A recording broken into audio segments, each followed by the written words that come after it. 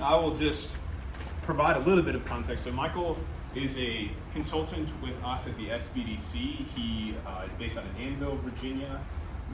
How long have you been with us as a SBDC consultant? As an SBDC consultant, I think it was 2015. But as an SBDC client, I go back to 2005.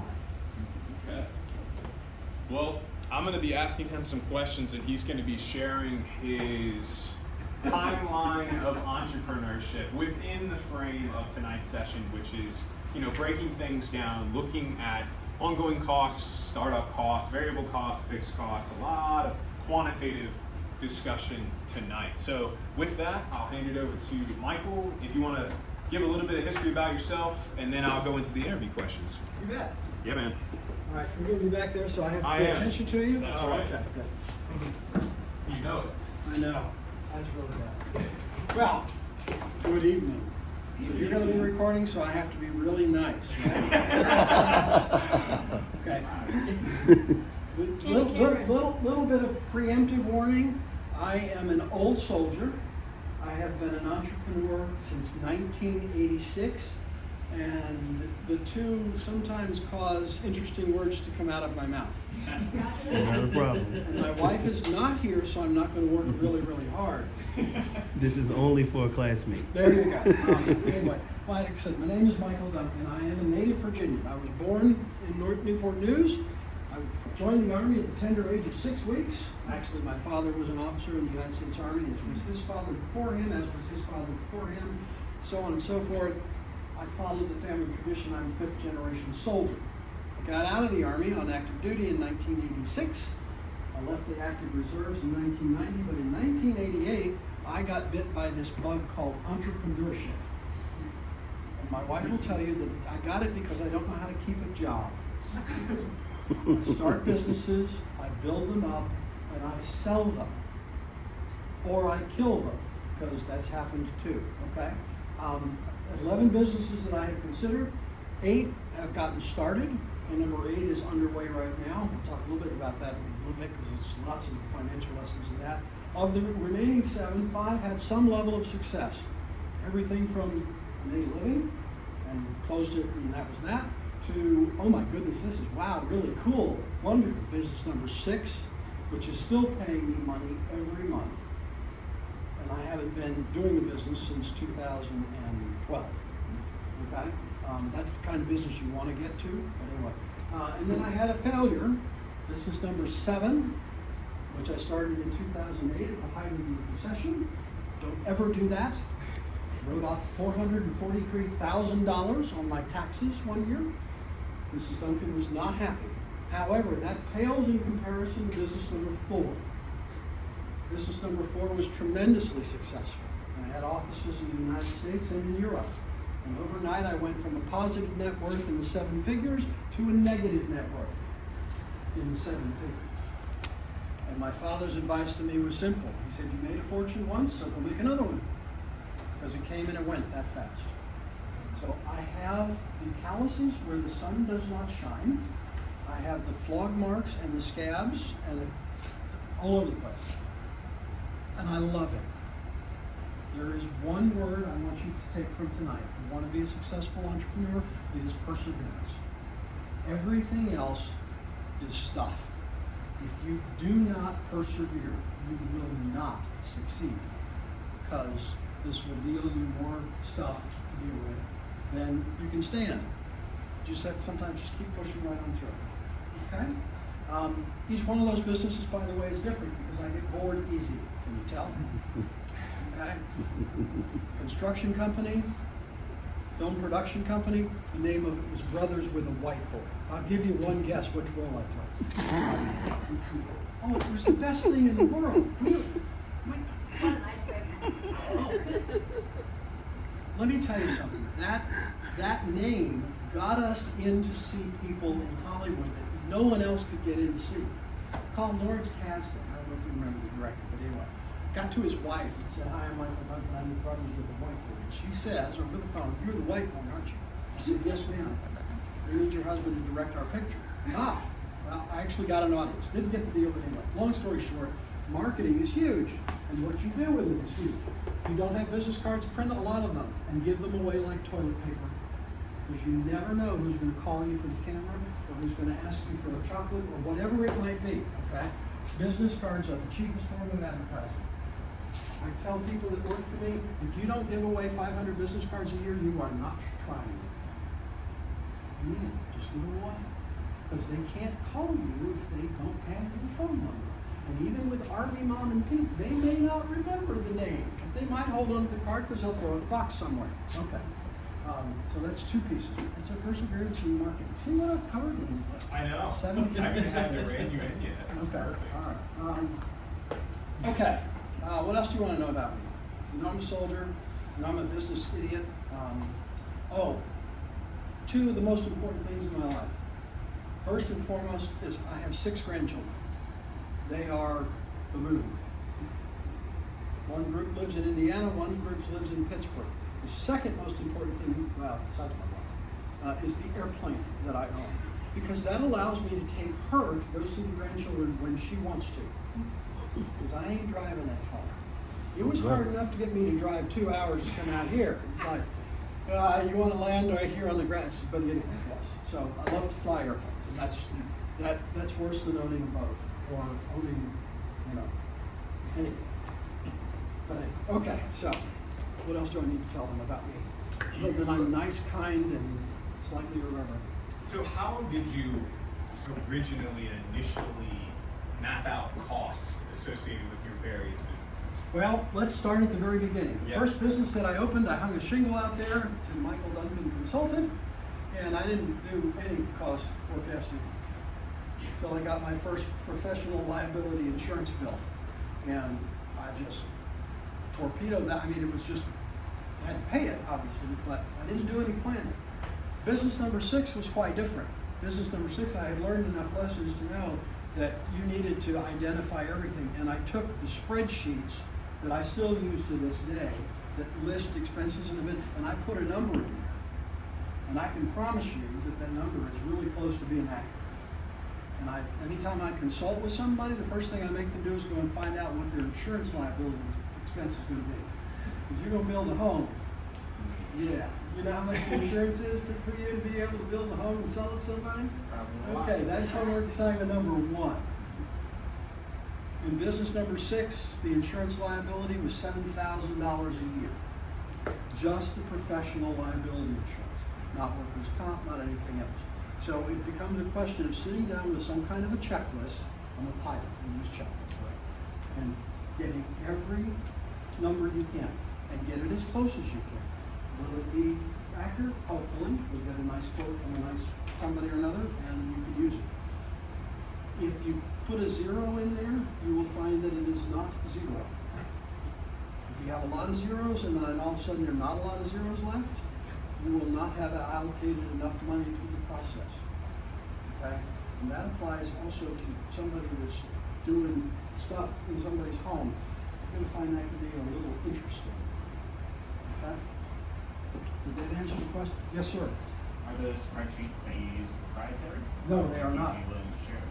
I'm absolutely willing to share them, and you can get them from him too, because they're the ones that I picked up as an SVPC person. Okay. I don't have them tangibly with me. Yeah. You can email them. We can just Spreadsheets. We spread them First out. off, you don't want him to do that because when you get the Excel file, it's Oh, 43 gosh. pages long. Yeah. Okay, you want to sit down with somebody, and we're free to you. Okay, believe it or not, we're funded by the government, local and state and national. Not state, I guess, from college. And we're here to help you. And I don't know of any other government agency that can say that. So, but yes, make use of us, and you'll get numbers. Okay, you have to go find the numbers, but we'll make sure you ask enough questions about what numbers to get. Okay, and if you think it might be an expense, write it down because it is. Okay. Yes, sir. Next. I was just gonna say, like, you've alluded to where you went wrong, but like, how did you go about making like incremental steps to correct it? I am not the smartest person in the room, but I do learn from my mistakes. And as an entrepreneur, that's what is it? Experience is the best teacher because they give you the lesson after you fail the test. Okay? And that's really how I learned.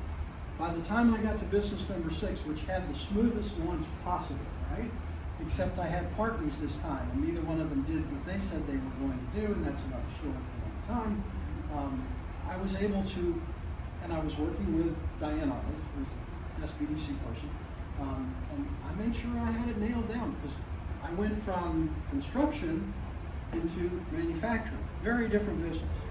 But I found out when I was building houses and churches and all the rest of it, I really liked making things. So I went into a different sector because I didn't want to be bored. But she was very helpful in making sure that I did my homework. Okay. So what, as a final note, what advice would you give to someone that is aspiring to be either an entrepreneur for the first time, a serial entrepreneur? Like, what advice, other than perseverance? Yeah. What advice would you tell? The most, hi, come on Hi, in, Stephanie. come on Come in. on in. The most important thing, perseverance to me goes without saying. Most important thing as starting up a business, and one of the reasons why I like starting up a business is because there's just a whole lot of stuff going on. Okay, when you get into your business and it becomes routine, like I said, I sell them because I get bored. So by the time I get to 4th or 5th year, I'm just ready to go on to the next thing. But it's the energy and the excitement of learning all of this new stuff, finding out what questions to ask.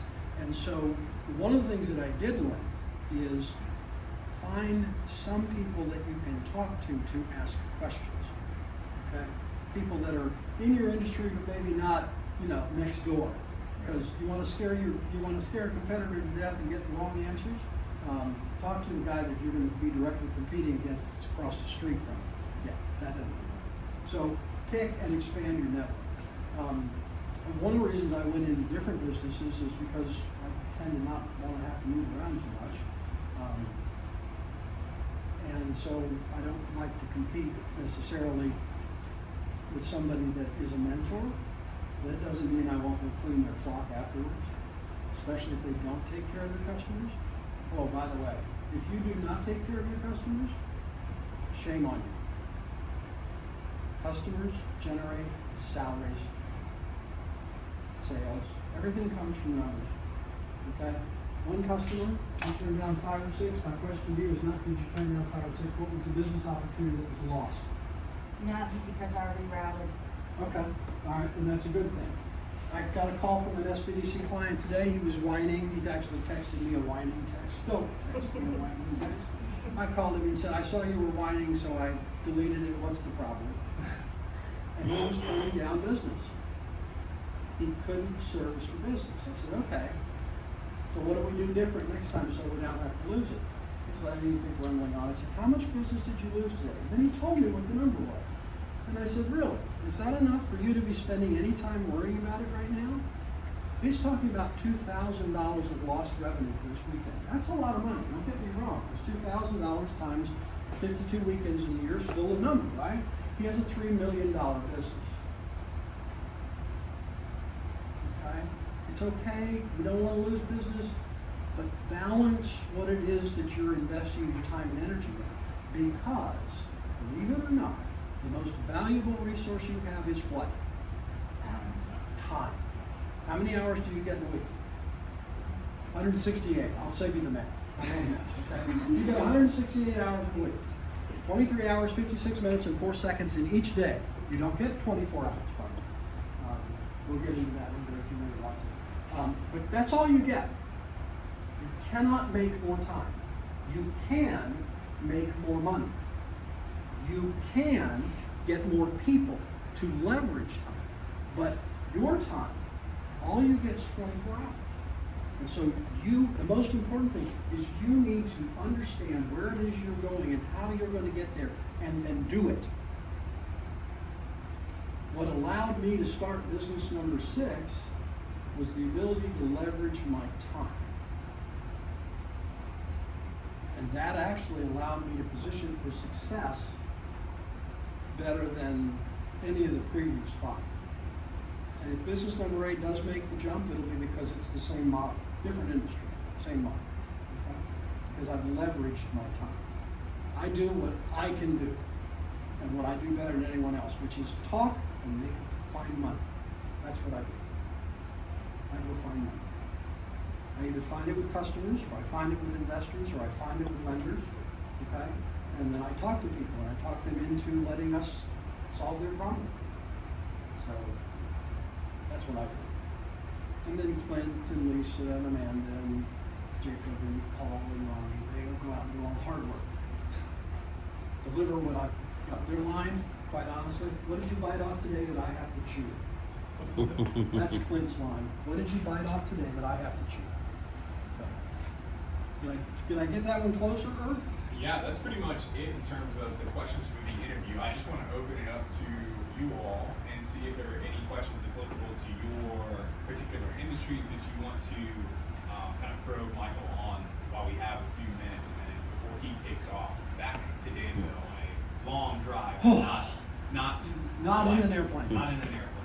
So, any questions? I know you guys kind of asked as you went, but I do. Yes, sir. Is there a such thing as a person that you would pay to, I guess, handle all of the business, I guess take care of your marketing and, drum up, customers and stuff, and you just actually handle the craft? The client that I mentioned to you just a few moments ago that Mhm. lost some business, was frustrated, he is not a marketing guy, Mm-hmm. okay? So he needs to hire somebody to do that, Mhm. and that's what we're working on now. So it depends on the personality.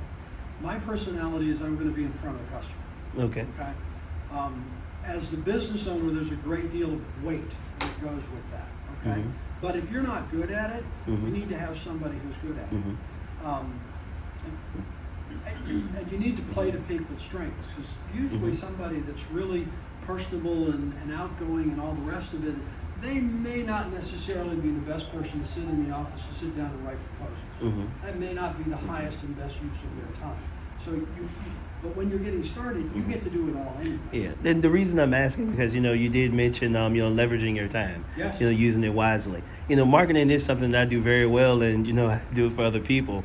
But if I want to be honest, I would rather spend more time on the craft itself than. Yes, but is that highest and best use of your time to get a business started? Now, I don't know the answer to that question. It may be yes, it may be no. But when I tell you to sit down and to look at what it is that you're investing your time in, Mhm. okay, it may be doing the craft, but it also may be outsourcing the craft while you live.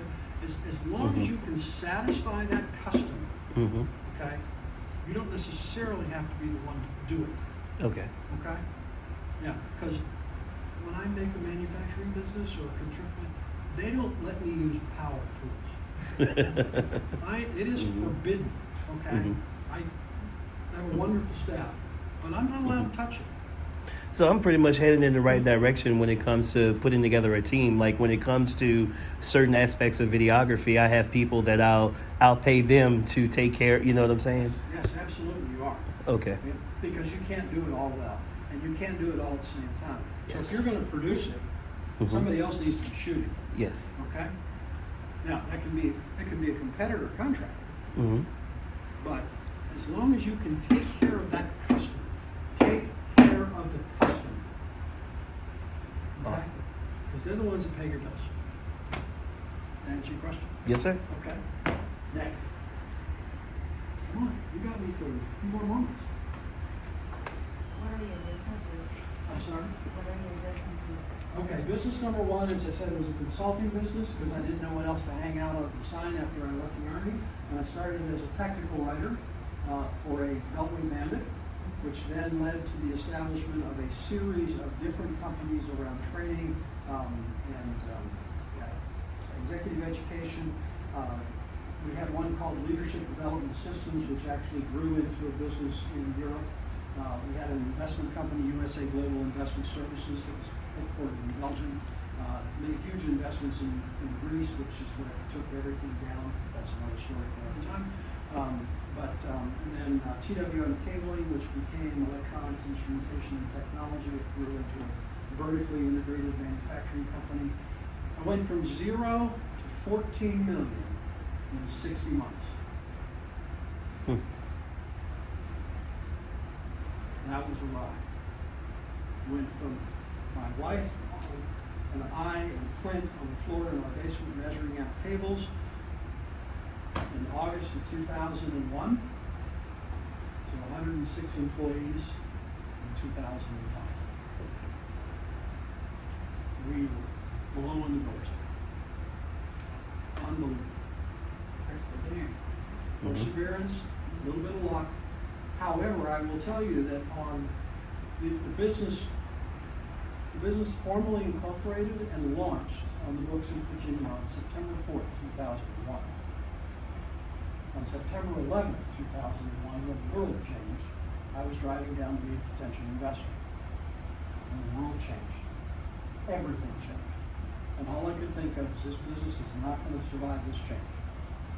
But it did. And it prospered because small, nimble business, the ones that took the hits were the big ones that couldn't move. And that's what opened up for us an opportunity because we were able to take our little tiny cable business and start adding to it what our customers were asking for.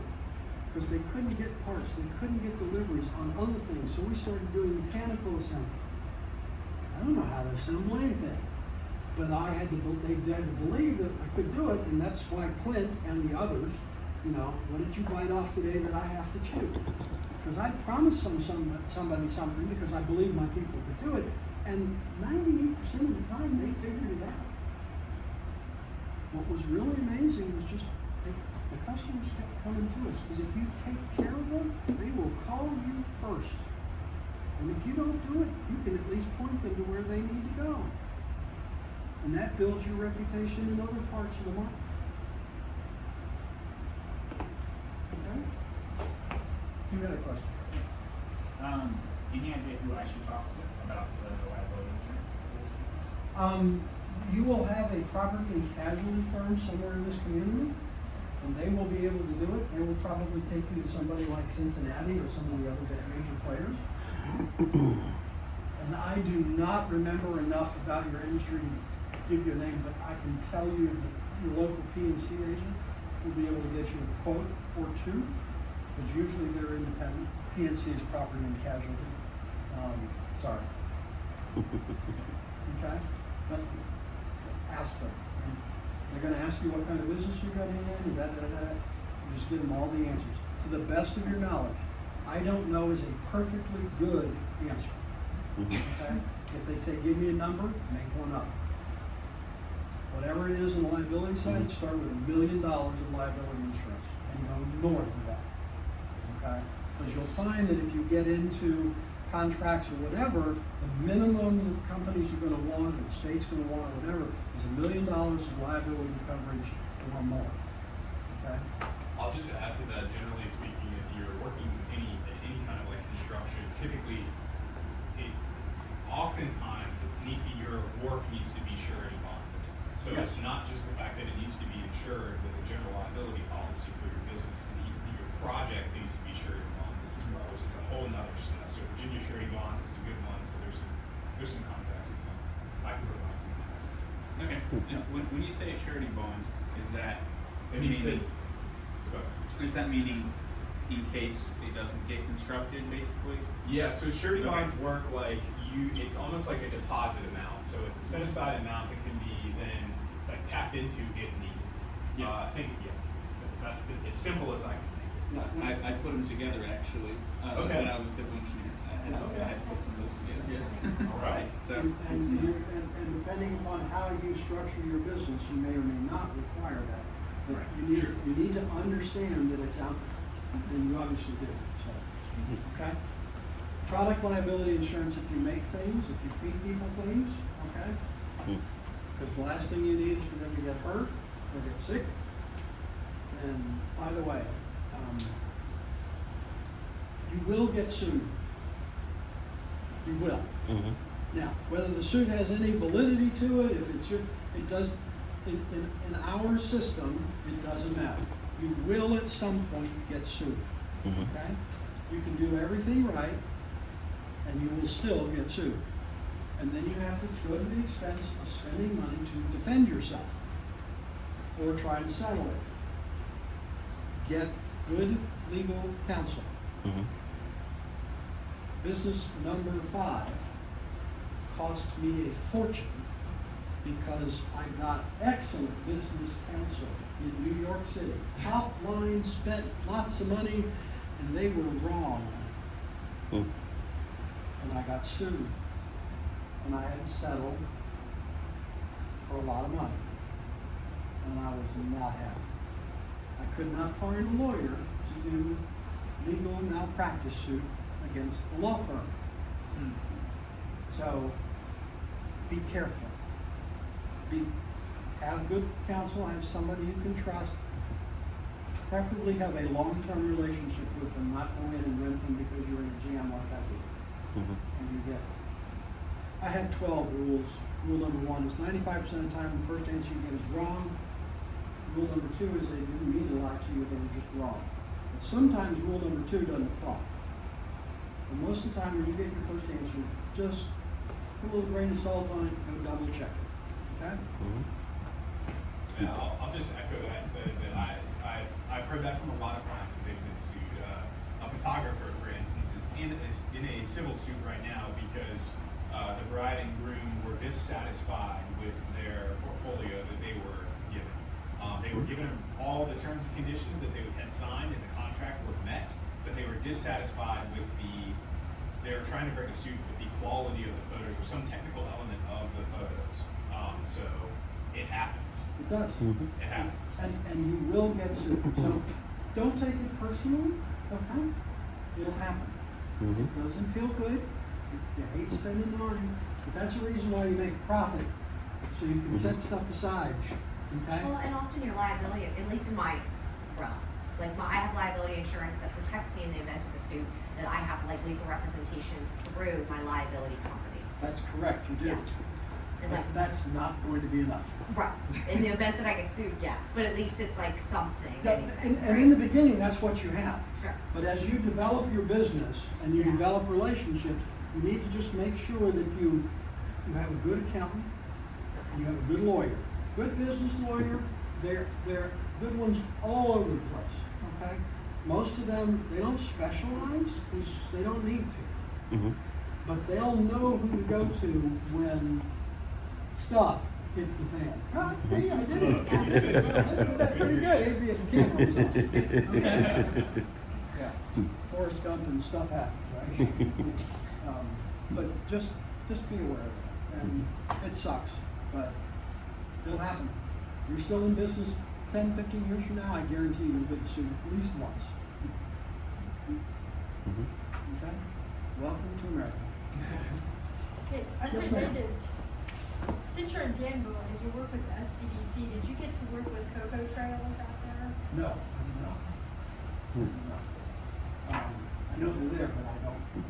Other than that, I don't. But I am a chocoholic.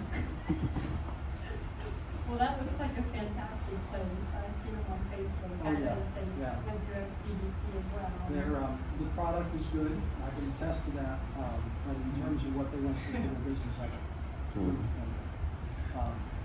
Confectioners, bakers, it's not really the groups that I played with, though I constantly use their services. Yeah. I do. Yes, sir. All right. You said you had a background or a business in dealing with video and film. Yes, All right. I'm running the country's next Fortune 500 company. good for you. Walt Disney is at 151. I plan to be at 150 or 152. I'm gonna let them hold their spot. Okay. What information could you give me as far as getting the attention of larger clients? Network. What'd you say? Network. Network is huge. You have to do something spectacular. Okay. Funny that you chose Walt Disney Company. I'm a shareholder. Huh. Okay. I bought stock in Walt Disney Company in 1977. Mhm. Hot dog. I Excellent. attended a business class, undergraduate. We were told we had a mythical investment of $5,000. We were to build a diversified portfolio. My No dad said, well, stocks. let's make this real, boy. Here's $5,000. Go invest it. I put it all in Walt Disney style. I did not get a good grade in the class because I did not diversify my portfolio. It is split 21 times. It has paid for a house. It has paid for a used airplane. It put my children through college.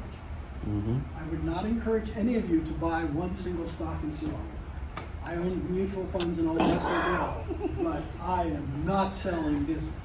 What Walt did, what he did in 1939 was he introduced something completely different. And if you want to hit that market, that's what you've got to find. Okay. George Lucas did the same thing in 1977. We call it Star Wars today.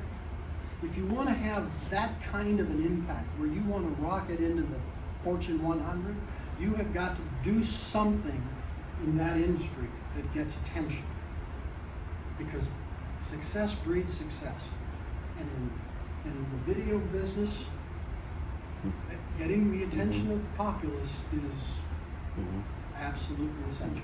My main focus is still photography, and I do have something playing in Then you should DC. do it. It's Okay? Take the risk. interesting. In all of your businesses, don't be afraid of risk. Mitigate it so that it's not lethal, okay? Pick and choose your battles, but take the risk. Because quite honestly, you can take the risk now and you don't have too much to lose.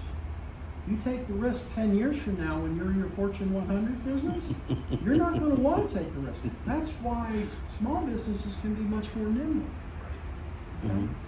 You guys remember the big three automakers? Ford, GM, Chrysler? They're not the big three anymore, are they? You don't know why? Because they weren't nimble enough. They had too much invested. So these little tiny things out of Japan, the Hondas and the Nissans, well, they were Datsun back then. All of those came in and they captured market share. And Americans realized they didn't need the big gas guzzling cars that didn't work as well as the new ones did from that far off place. Be aggressive. With your tiny houses, do something really wild. And you've already got pink, so I don't know. Michael, I think that concludes the segment for guest facilitation. Just want to say thank you for being here and sharing your story and your expertise and illustrating the pathway, the multiple pathways in entrepreneurship. So, Well, I'm glad to do that. You all have my phone number. You can call me. Okay? I will take the call and be happy to give you feedback. I will not necessarily be as polite as I am right now, but I'm being recorded. But no, I mean, feel free to take advantage of it. And please use the SBDC. It is I mean, I was already in business number 6 when I went to the SBDC. So it's a resource. Take advantage of it. Okay? All right. thank you. Cool. Mike. Thank you.